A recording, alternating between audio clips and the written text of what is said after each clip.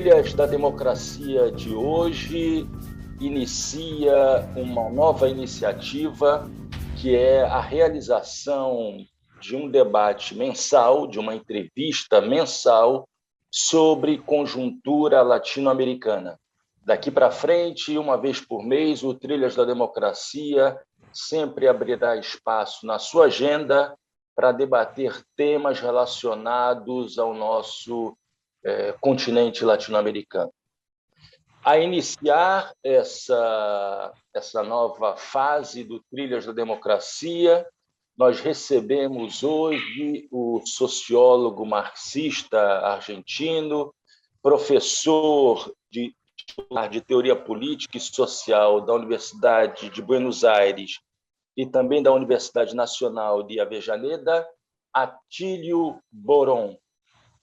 Acompanhando a entrevista com o professor Atílio Boron, o jornalista chileno Franco Lopes. Atílio, seja muito bem-vindo ao Trilhas da Democracia. É um prazer recebê-lo nesse espaço de reflexões sobre a democracia e os direitos humanos. Seja muito bem-vindo, Atílio.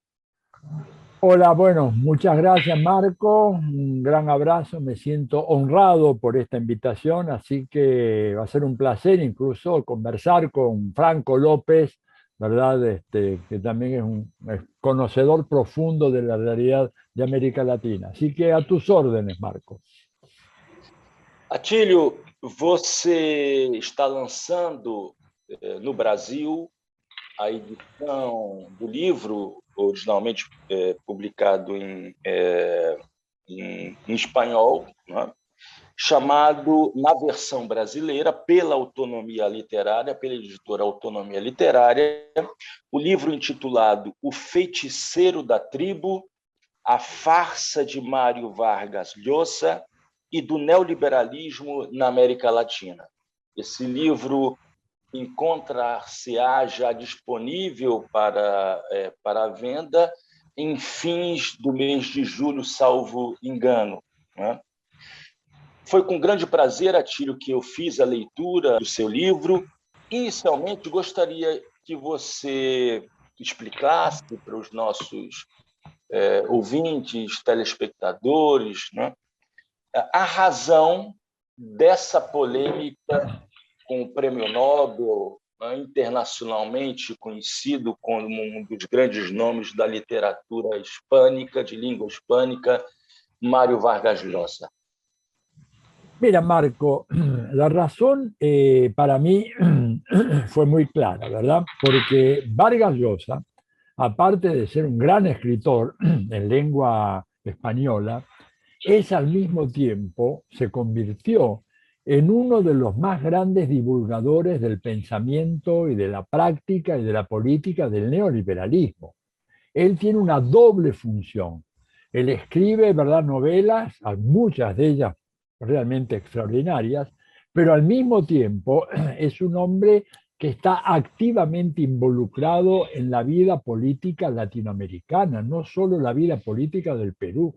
Es un hombre que tiene permanentes columnas de opinión en, yo diría, por lo menos 300 periódicos de América Latina y el Caribe, y muchos de ellos en Estados Unidos y en Europa, y en donde fija la opinión, que es invariablemente la opinión del imperio americano sobre los más diversos hechos puntuales que ocurren en nuestros países.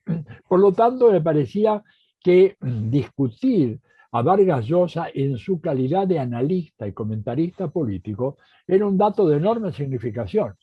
¿Cuál fue el factor que finalmente me motivó a mí a emprender esa tarea? Pues yo hacía muchos años que venía de alguna manera polemizando con Vargas Llosa, aunque él por supuesto jamás se ha dado por enterado, o sea, nunca me ha respondido a ninguna de mis críticas, pero él publicó este libro, ¿verdad?, que se llama La llamada de la tribu, La llamada de la tribu.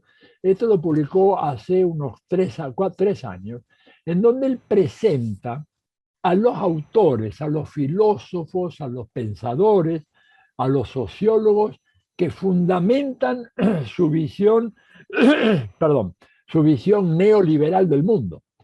Y son pensadores que yo, como profesor de teoría política, estoy permanentemente enseñando en mis clases, ¿verdad?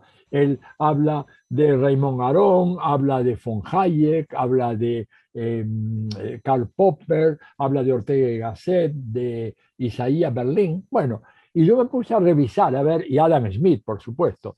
Yo me puse a revisar este libro y la conclusión a la cual yo llegué cuando miré esa síntesis que había hecho Vargas Llosa, sobre la cual él apoya toda su crítica a la política de izquierda, a la política progresista, a la política popular en América Latina, era una síntesis que se basaba en una visión completamente distorsionada, manipulada de esos autores.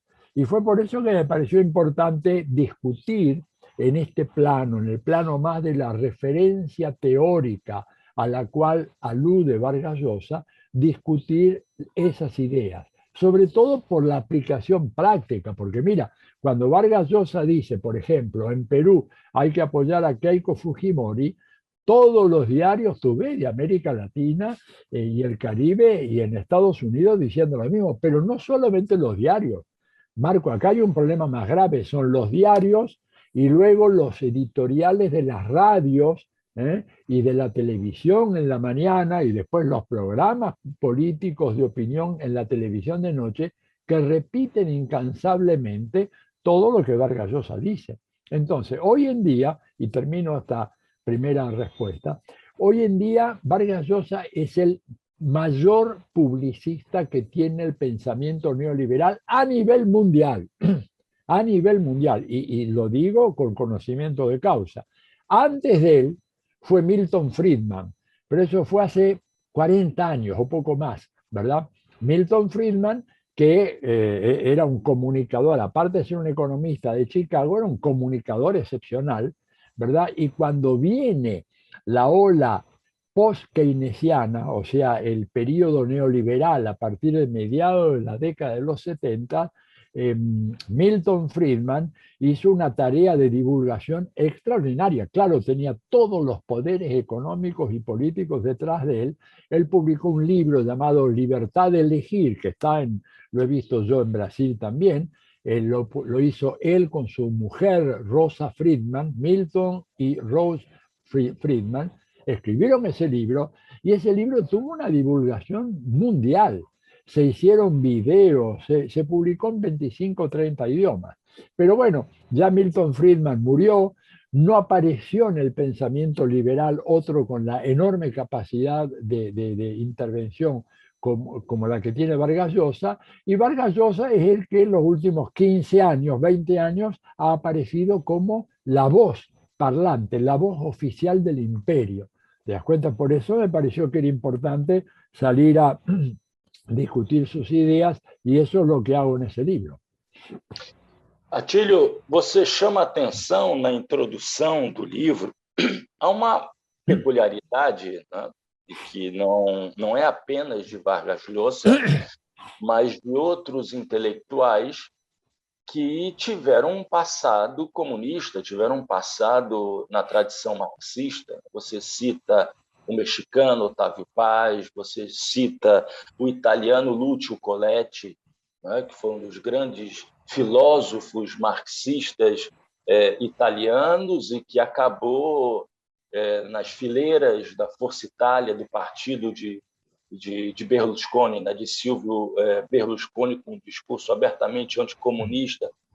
Eu lembraria dois outros autores, né, que você não cita, né? O historiador francês, François Furet, um dos maiores historiadores da Revolução Francesa, que era um stalinista, né, do Partido Comunista Francês, e que foi responsável por uma revisão completa da história da Revolução Francesa.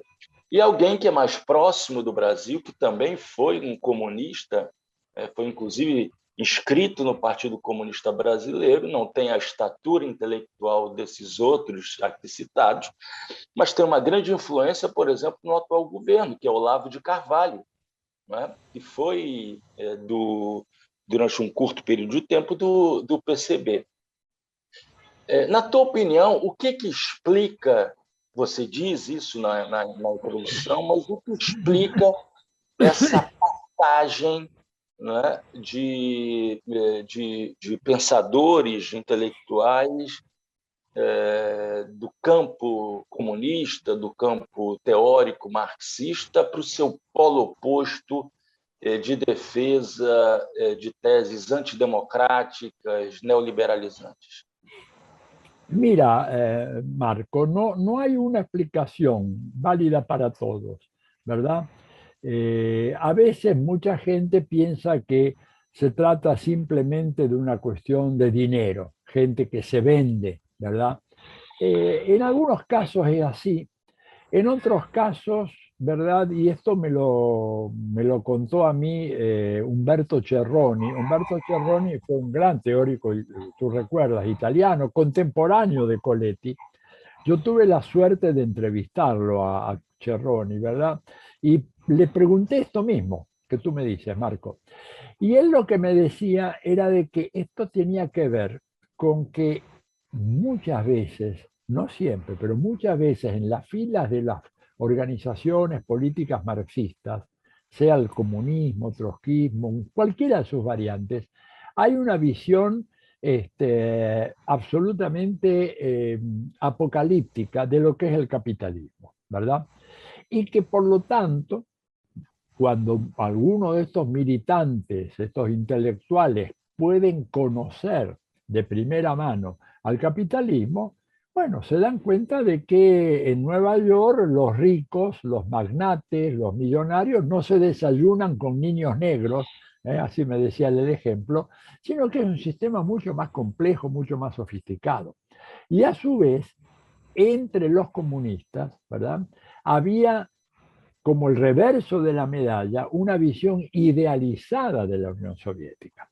Entonces él nos decía lo que nos pasa a muchos compañeros del PC italiano, era que iban a la Unión Soviética y volvían desilusionados. No era el paraíso que decían los libros, los documentos oficiales, las imágenes, las películas, que hablaban de un mundo socialista ya construido. Y que cuando después iban a los Estados Unidos encontraban que aquello no era tan catastrófico. Por lo tanto, venía una desilusión muy grande y hacía que mucha gente se sintiera como que engañada, ¿verdad? Yo creo que esa es una de las explicaciones. Lo otro, yo creo que simplemente es un tema de gente que se incorpora a trabajar para el imperio abiertamente. No nos olvidemos que Estados Unidos tiene 16 agencias de inteligencia oficialmente reconocidas, Marco, 16. La gente habla de la CIA. La CIA una, la más importante, pero hay otras 15. Y una de las tareas fundamentales de esos integrantes de esas organizaciones es captar voluntades y sobre todo captar gente de izquierda. O sea, ¿por qué? Porque no tiene ningún mérito que haya uno de derecha que le den mucho énfasis, le den mucha publicidad, le den una enorme difusión a su obra. Lo importante es el converso. Lo importante es aquel que creía y ya no cree más o que ya cree en lo contrario. La cacería es para agarrar jóvenes marxistas o de izquierda y lavarles la cabeza, llevarlos a Estados Unidos. Acá hay todo un plan, después si quieres hablamos, un plan, un programa. Esto no es así por acaso, esto es un programa sistemático y tratar de hacer que muchos jóvenes comunistas después se conviertan al neoliberalismo o por último caigan en el eclecticismo teórico. El eclecticismo teórico que a la larga es cómplice del imperio, porque es muy importante, si tú tienes una masa de intelectuales eclécticos, bueno, ya dejan de cumplir la función crítica, concientizadora, como decía Paulo Freire, entonces por lo menos instalarlo en el eclecticismo. Y hay otros casos, y este el de Vargas Llosa, que es un hombre que realmente, contrariamente a lo que se dice, no es que él se convirtió al neoliberalismo porque lo compraron. Yo creo que él, fíjate, hasta el año 1971, ya después de la invasión de Checoslovaquia, después de los juicios del caso de Padilla, él seguía defendiendo, yo lo cito en el libro de manera muy clara, una larga entrevista que le hacen a Vargas Llosa y habla de que es la sociedad más justa de América Latina, etcétera, etcétera, todo lo demás, ¿verdad? Pero luego viene un periodo de desilusión progresiva y sobre todo su inserción en la experiencia inglesa en los años de Thatcher. Y ahí creo que viene una gran confusión, ¿verdad? Una gran confusión ideológica en él. No te olvides que él hasta ese momento, su gran amigo del alma era Gabriel García Márquez. Los hijos de Vargas Llosa tienen los nombres de Gabriel García Márquez y de los hijos de García Márquez hasta mediados de los años 70. O sea, no era un nombre que hubiera sido comprado cuando se produjo esa conversión. Hubo un progresivo alejamiento, ¿no es cierto? Todo aquello, y después él lo dice por ahí en el libro, yo lo cito, deslumbrado ante una cena que tuvo él con otros 4 o 5 profesores de la University of London, con la señora Margaret Thatcher. Y dijo, esta es la persona que representa mis ideales de libertad, de democracia, de progreso individual. Y ahí sí es donde se produce una profunda transformación. Y ya en la década de los 80, ¿verdad? Y sobre todo a medida que pasa el tiempo, y sobre todo, Marco, cuando él es derrotado en la elección presidencial del Perú en 1990 por Alberto Fujimori, cuando su liberalismo aparece con una fogosidad, una fuerza, un nivel de odio realmente impresionante y comienza una cruzada personal de golpear a todos los gobiernos progresistas de América Latina y a manifestar su enorme encono con la Revolución Cubana, a la cual antes, bueno, no solo no le había pegado, sino que le había defendido, hasta el año 71 por lo menos. Y como tú dices, hay muchos ejemplos. Yo conozco, no voy a hacer nombres, pero hace muchos años yo estuve en un programa de intercambio educativo en Estados Unidos y había 2 compañeros que venían de Brasil, gente muy, muy, muy de izquierda, vinculada a organizaciones políticas de izquierda. Años más tarde yo los encuentro completamente en la otra vereda, la vereda de frente, ¿no? Lamentablemente es un proceso de captación que tiene el imperio muy fuerte, ¿no? Y hay un caso, si me permitas agregar, no sé si es el caso de quien fuera ministro de Lula, Palocci, ¿verdad? Você cita una conversión fenomenal, porque él era un hombre vinculado a la Cuarta Internacional y de golpe abrazó el neoliberalismo. Bueno, en Chile, Franco, está hay el caso de aquellos 2 que escribieron un libro, se me fue el nombre ahora, muy impresionante, las confesiones, ¿verdad?, de una conversión, porque para el imperio es muy importante tener como trofeo intelectuales de izquierda que demuestran con su conversión de que estaban errados y que el capitalismo y la democracia liberal son el futuro de nuestros países. Atílio, Palocci pertencia na sua juventude a uma organização da juventude trotskista chamada Libelu, Liberdade e Luta. Inclusive, recentemente foi lançado um documentário sobre a organização, e não foram poucos os militantes da Libelu que se tornaram intelectuais orgânicos da direita.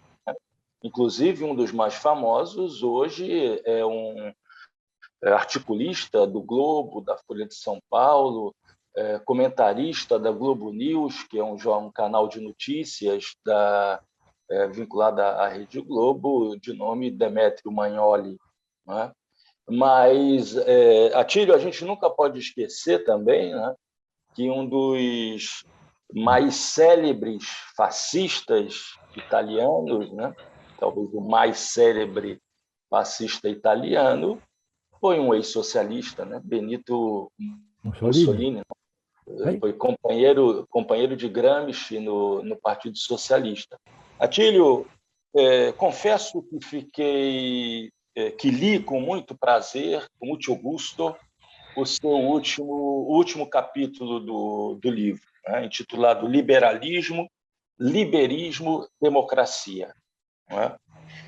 Isso porque me fez recordar o grande livro de Ellen Wood, Democracia contra o Capitalismo, mas também um pequeno livro escrito pelo Luciano Gruppi, outro comunista italiano, chamado Tudo Começou com Maquiavel, que eu li nos tempos da minha graduação em História na Universidade Federal do Rio de Janeiro. E, desde então, eu aprendi a diferenciar liberalismo de democracia.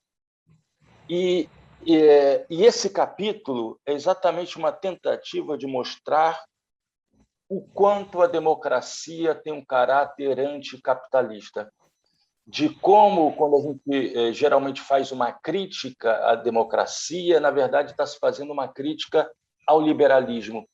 Né? Uma segunda confissão: me incomoda muito a expressão democracia burguesa, porque sempre soa para mim como um oxímoro, uma contradição entre termos. Né? Claro. A democracia é contra a burguesia, é contra o regime burguês, o sistema burguês. Então, eu te pediria que você dissesse de maneira clara por que a democracia é anticapitalista. Mira, la razón es muy simple. Cuando uno mira, hay dos vertientes para responder a tu pregunta.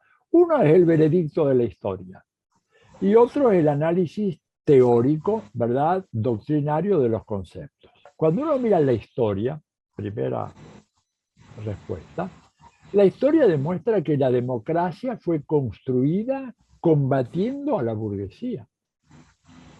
La burguesía siempre se opuso permanentemente a la democracia en la medida en que la democracia signifique ciudadanía universal de hombres y mujeres.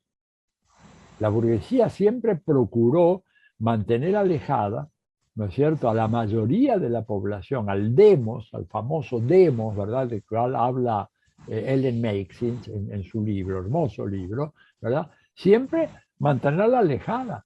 Y si no podía mantenerla alejada, de a poco dejarlas incorporar, ¿no es cierto?, estableciendo reglas precisas. Recién después de la Primera Guerra Mundial, en los países avanzados de Europa, aparece el sufragio universal. Pero después de 4 años de guerra, esto lo explica muy bien Gramsci, ¿no es cierto?, en uno de sus ensayos, hablando de que después de haber llevado a grandes masas campesinas y obreras a pelear en las trincheras, a desangrarse en un combate tremendo frente a frente, donde uno estaba viendo la cara del enemigo al cual iba a matar, ¿no es cierto?, esa gente, cuando volvió, exigió participación en las elecciones. Y recién ahí la burguesía abrió mano y les permitió a los varones mayores de tal edad que no fueran analfabetas ni nada de eso. Por supuesto, no a las mujeres. O sea que el capitalismo y la burguesía siempre se opusieron. Nunca, ¿verdad?, hubo una propuesta. Y yo he lanzado este desafío en innumerables ocasiones. Quiero que me presenten un pensador del liberalismo, ¿verdad?, en el siglo XIX, el siglo XX, que haga una abierta apología a favor de la democracia, entendida en el sentido clásico como gobierno del pueblo, por el pueblo y para el pueblo. No hay uno, no hay ninguno. Otra cosa es que haya algunos teóricos, ¿verdad?, como Alexis de Tocqueville, que hablan sobre la democracia, que examinan a la democracia, pero Tocqueville mismo, que a mi manera de ver es el máximo exponente del pensamiento liberal, la segunda mitad del siglo XIX, dice la democracia es una cuestión arrasadora, ¿no es cierto?, que acaba con todas las libertades y acaba sobre todo con lo que es el núcleo fundamental que ha preservado las libertades en Occidente, que es la aristocracia. En su libro sobre la democracia en América, que es del año 1830 y tanto, pero él luego continúa trabajando, ¿no es cierto?, estudiando la democracia, pero no haciendo una defensa de la democracia, más bien la democracia como un peligro que tenemos que tratar de atajar. Y lo mismo plantea quien es su continuador, que es John Stuart Mill, a finales del siglo XIX, que habla de una democracia, pero una democracia con voto calificado. El voto de los patrones vale más que el voto de los trabajadores, con una Cámara de los Lores que compensa, ¿no es cierto?, lo que podría ser una legislación proletaria o una legislación clasista. O sea, ningún teórico del pensamiento liberal hizo una apología de la democracia. Lo que pasa es que luego el liberalismo y las clases dominantes se apoderaron de esa bandera, como se apoderan ahora la bandera de los derechos humanos. Es ridículo ver en América Latina como sectores de la derecha que fueron golpistas, cómplices de las dictaduras militares, ahora hablan de los derechos humanos. Es gente que nunca tuvo la menor preocupación. La derecha nunca se preocupó por la democracia, todo lo contrario, la veía como un peligro, ¿te das cuenta? Pero captaron eso, de alguna manera se apropiaron de esa bandera. Es más, si uno mira, ¿verdad?, la Constitución de los Estados Unidos, y hablo de Estados Unidos porque es el país que siempre nos dicen, bueno, es la gran democracia, la mayor democracia del mundo, etcétera. No hay una sola vez a lo largo de la Constitución de los Estados Unidos, ni en el texto originario discutido en Filadelfia, ni en las 27 enmiendas de la Constitución norteamericana, donde aparezca una sola vez la palabra democracia. No aparece, porque los pensadores, los founding fathers, los padres fundadores de la sociedad norteamericana, nunca creyeron en la democracia. Por eso inventaron este sistema tan complejo del colegio electoral, en donde tú votas, pero el voto popular vale en función del voto electoral de cada uno de los 50 estados y ellos finalmente eligen y la elección se hace en un día laborable, cosa que la gente que tiene trabajo tenga dificultades para votar y se desalienta la participación. Digo, el veredicto de la historia es inapelable. El capitalismo, la burguesía, siempre estuvieron en contra de la democracia. Por eso, tú decías muy bien, es un oxímoron hablar de una democracia burguesa, es una contradicción en términos, no existe tal cosa. Y el que aclaró esto muy bien fue a propósito de la experiencia chilena, fue Hayek, ¿no es cierto? Ustedes saben que Hayek estuvo con Pinochet y él dijo, bueno, la libertad de mercado es una necesidad. La democracia es una conveniencia. Si se puede mantener la democracia sosteniendo la libertad de mercado, bien. Si no, hay que prescindir por un tiempo de la democracia. ¿Por qué? Dice, bueno, porque la libertad de mercado finalmente hará posible que la democracia finalmente resurja en estos países. Entonces, claramente, a la hora de optar, la opción es a favor, ¿no es cierto?, del libre mercado y no de la democracia. Por eso, cuando uno dice democracia burguesa, si yo digo Brasil es una democracia burguesa, no, es un error. O Argentina es una democracia burguesa, no. Son capitalismos democráticos, en donde lo sustancial, la sustancia, es el capitalismo. Lo que define a la sociedad argentina o a la sociedad brasileña no es la democracia, lo que la define es el capitalismo, que asume en los momentos actuales una forma democrática más o menos imperfecta, pero lo sustancial es el capitalismo. Entonces, por eso yo en el capítulo final hago este planteo, ¿verdad?, que ha sido la gran estrategia discursiva de la derecha, decir, bueno, nosotros si quieren democracia tienen que tener liberalismo. No es cierto, porque el liberalismo es una doctrina que prácticamente deja indefensa a la sociedad frente a los poderes fácticos. Este es el problema, ¿eh? Capitalismo en principio cuando dice, bueno, la libertad de expresión, de creación, de reunión, todo eso es muy bonito en el plano del escrito, ¿verdad? Pero cuando tú ves la realidad, ¿qué libertad de reunión tienen los sectores más pobres de nuestros países en América Latina? ¿Qué libertad de asociación tiene gente que no tiene trabajo, ni tiene vivienda, que no tiene nada, digamos? Son todas abstracciones. Por lo tanto, el liberalismo, ¿verdad? Tiene esa limitación concreta que habla de un hombre abstracto, habla de una mujer abstracta. Y la democracia, en cambio, habla de gente concreta, gente que tiene que decidir sobre sus vidas y decidir sobre la vida colectiva y por lo tanto para decidir tiene que tener educación, tiene que tener vivienda, tiene que tener una seguridad social, de lo contrario es una ficción. Ahora, lo que ha impuesto el pensamiento liberal dominante es la ficción de que si hay elecciones hay democracia. No es cierto. La democracia supone una elección de alternativas.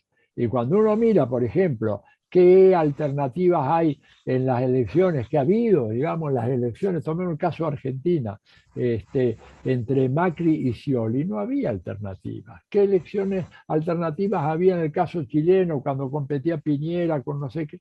Eran lo mismo. ¿Qué alternativas hay mismo en Estados Unidos con Trump, que es el caso más extremo en donde hay una ruptura? Pero aún así, lo estamos viendo, Biden sigue en lo esencial aplicando las políticas de Trump, salvo en algunas áreas de la economía doméstica y nada más. Entonces, en ese sentido es que creo yo de que esa contradicción entre democracia y liberalismo es uno de los temas que nosotros como militantes de izquierda tenemos que insistir permanentemente para concientizar a la ciudadanía. Atílio, Franco Lopes tem uma pergunta a você nesse momento. Franco, por favor.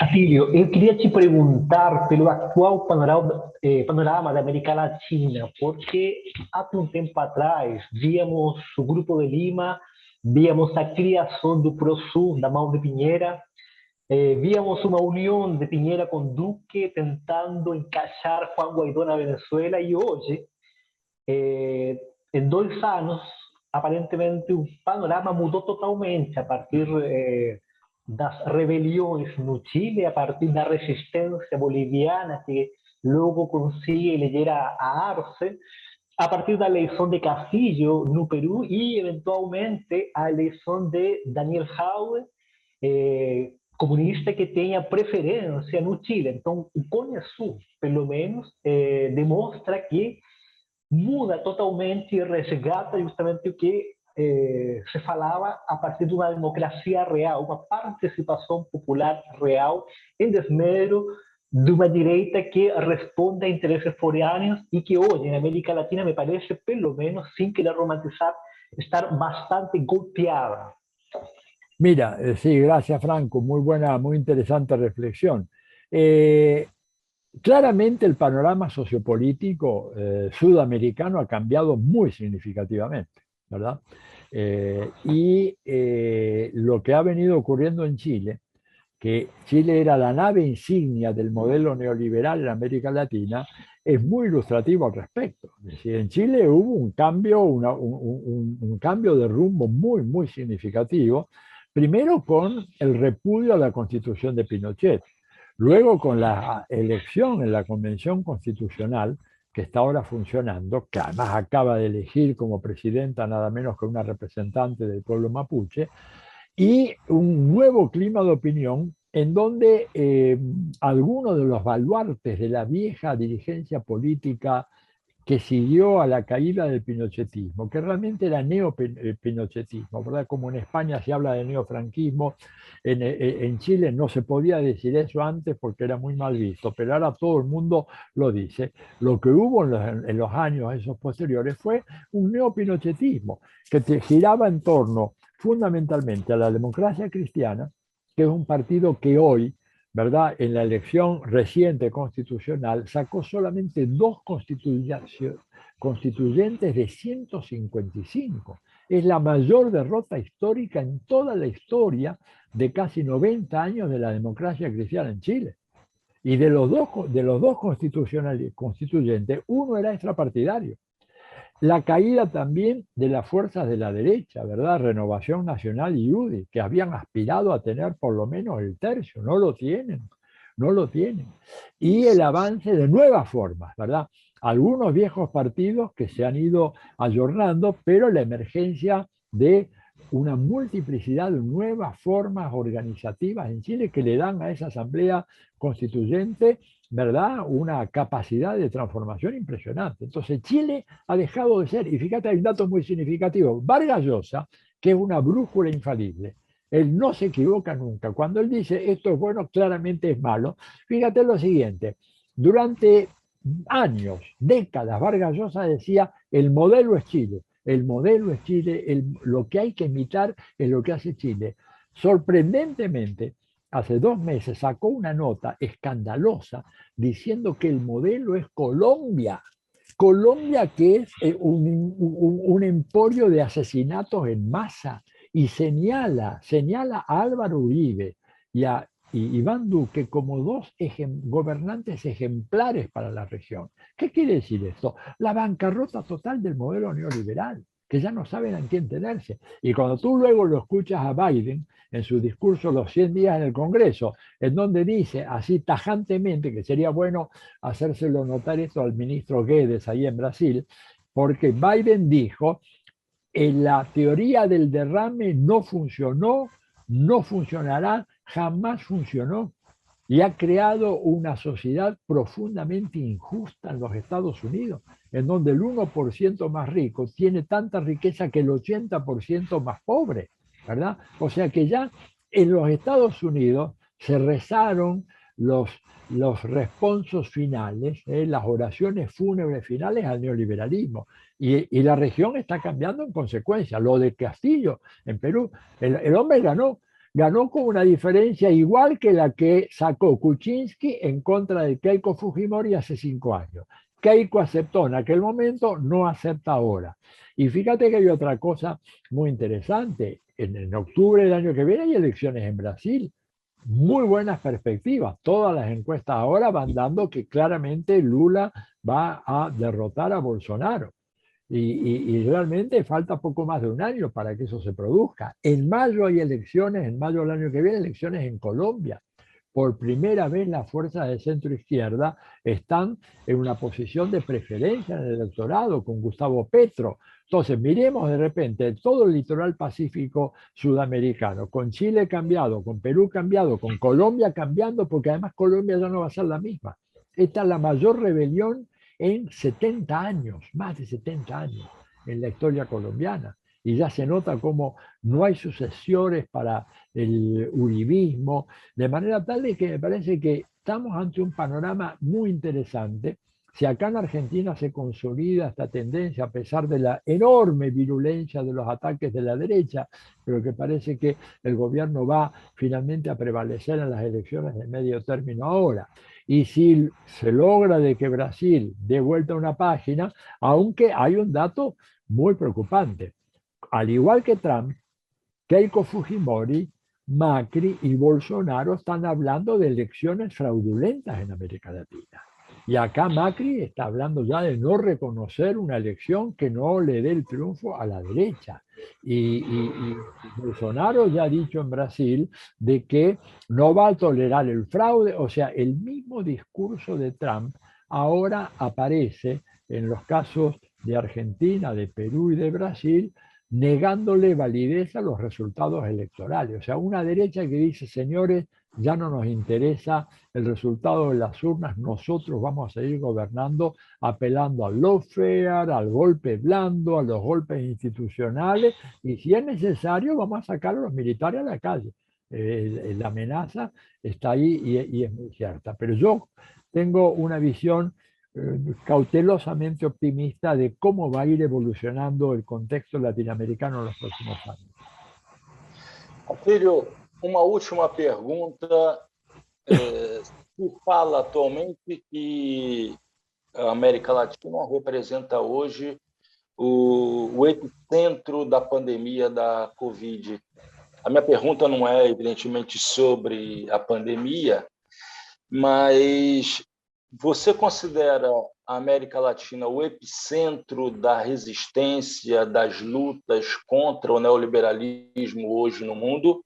E, ato contínuo, por ser, na hipótese da América Latina ser hoje o epicentro da resistência, da luta contra o neoliberalismo no mundo, é compreensível, em função disso, o crescimento do discurso autoritário, golpista das forças de direita nesse momento, como você acaba de dizer, não, em relação às denúncias de fraude eleitoral? Mira, claramente en América Latina lo que se está viendo es que las políticas neoliberales que tuvieron prevalencia durante décadas en América Latina están causando esa enorme cantidad de muertos por el COVID-19 en muchos países de la región. Tenemos la mayor proporción en términos de la población comparado con otros continentes. Hay que, pero, tener cuidado con todos estos datos porque hay un subregistro muy fuerte de las muertas por COVID-19 en gran parte de África y en gran parte de Asia Meridional.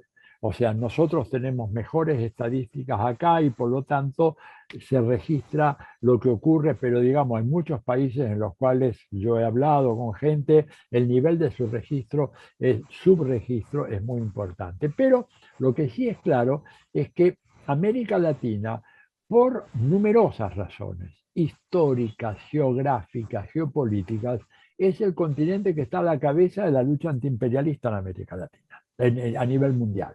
Y que por eso los movimientos populares en África y en Asia están muy atentos a los avances de las luchas antiimperialistas y antineoliberales en América Latina, porque nosotros tenemos enormes ventajas por comparación a los compañeros de aquellos países en África y en Asia. Por empezar, una unidad lingüística. El hecho de que este sea un enorme continente en donde haya una gran población que puede comunicarse básicamente con las dos grandes lenguas que existen en América Latina, que es el español y el portugués, pero que han venido limándose las fronteras idiomáticas, lingüísticas que había hace 50 años atrás y que hoy en día hacen posible hacer grandes reuniones, grandes convenciones en donde tú nucleas a líderes populares, ¿verdad?, de países hispanoparlantes con líderes que vengan de Brasil, que hablan el portugués, y no hay ningún problema real de comunicación. Pero eso ni siquiera es posible en Europa. O sea, movimientos populares de gente con bajo nivel de educación, por ejemplo, la imagen que yo siempre pongo, toma un campesino del Alentejo ahí en Portugal, ¿no es cierto?, la región más pobre de Portugal, y que vaya caminando hacia Francia. Ese hombre va a hacerse entender recién un poco cuando llega a Galicia, en España, pero ya cuando llega al País Vasco no se entiende más con nadie, cuando baja a Francia no se entiende, cuando llega a Bélgica y habla con los balones o los flamencos, ¿verdad?, variantes del francés, el balón, o ni digamos cuando llega a Holanda, que es absolutamente incomprensible. Ese campesino, al haber andado apenas unos 500 kilómetros, ya no tiene cómo hacerse entender. Nosotros podemos tomar a algún migrante mexicano que está en la frontera, ahí en San Diego, y el hombre puede caminar 15.000 kilómetros hasta el sur de Chile y de Argentina y se va a hacer comprender. Es una ventaja fenomenal desde el punto de vista de la organización política.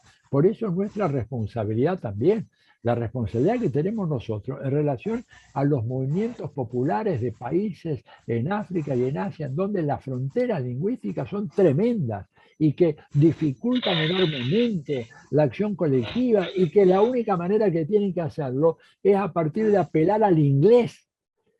Tienen que apelar a la lengua del imperio para poder juntarse y reunirse entre ellos. Nosotros podemos hacerlo con absoluta prescindencia de la lengua del imperio. Entonces, de ahí nuestra responsabilidad universal. Estamos obligados a ser universales, como decía el gran escritor cubano Roberto Fernández Retamar. por nuestra situación, por ser la frontera con los Estados Unidos, por la unidad lingüística que tiene América Latina, más allá de los matices que hoy en día plantean el portugués y el castellano, ¿verdad? Nos coloca a nosotros en una situación de enorme responsabilidad histórica. Y por eso es que las ideas más importantes de conjunción, de fuerzas, de lucha antiimperialista, no por casualidad surgieron en América Latina, no por casualidad el Foro Social Mundial de Porto Alegre, no por casualidad antes la Organización Latinoamericana de Solidaridad, no por casualidad la Tricontinental. Todas esas son iniciativas, no es casual que esas tres grandes iniciativas de lucha antiimperialista en los últimos 50 años han surgido en América Latina.